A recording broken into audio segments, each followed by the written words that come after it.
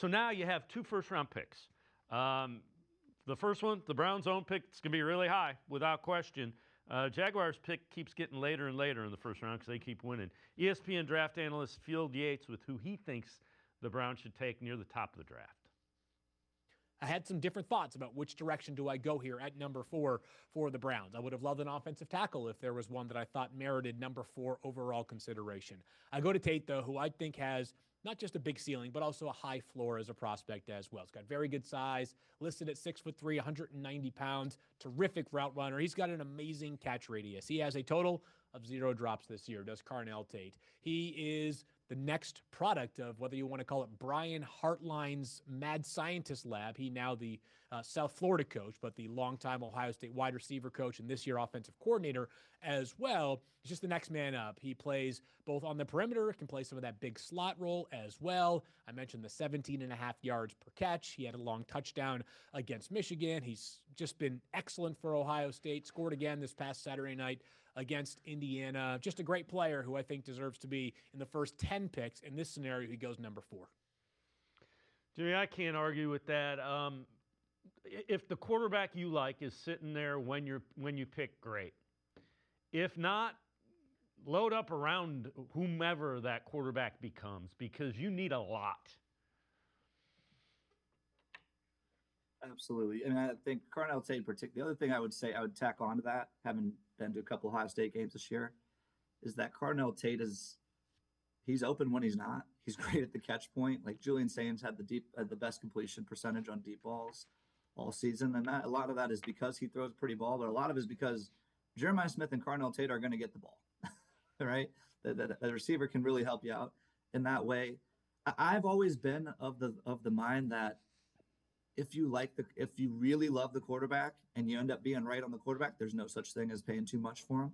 But this team is in a unique position where does it even matter how much you like the quarterback? Like to our earlier segment, and again, yesterday was a unique example. The Browns are rolling out guys who have not played a ton of football to protect Shedeur Sanders, and they're overmatched.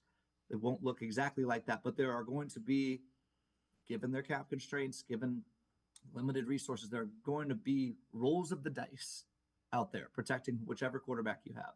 And you're going to be counting a lot on at least one young wide receiver, or you're getting guys who other people don't want because you don't have a lot of money to throw at the top level guys. And we'll see what the trade market shakes out to be. But there's not going to be a perfect environment for a quarterback, a hypothetical first-round quarterback next year. And one of the most famous NFL sayings, this is a Minnesota Vikingsism, I believe, is that quarterbacks don't fail teams fail quarterbacks.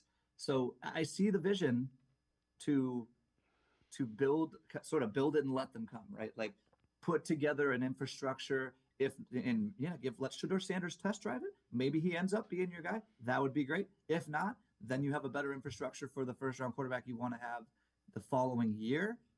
It's just that I'm of two minds here.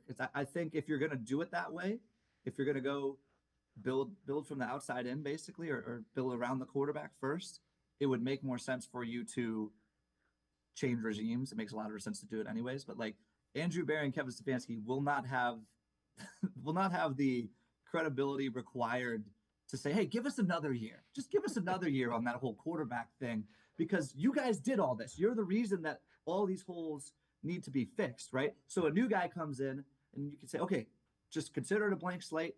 Do what you want to do.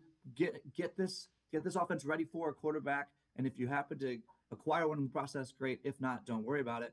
But what new guys are going to do? They're going to put their stamp on it, and they might fall in love with one of these quarterbacks. How do you make your name as a general manager? By hitting on a quarterback. So I think because this is such a mess, there have been this entire season, there have been competing incentives for how the Browns executives and leadership keep their job and what is the best thing for the franchise. And I think when you bring in somebody new, particularly somebody who understands the history of the Browns, you don't have as much time as you think you do. There are competing incentives again. I'll lay it out again. Quarterbacks are so enticing. They're the lifeblood of the position. They're the lifeblood. They are the only thing that buys you any time. as a person who holds a job in the NFL, but you need to have the infrastructure around them.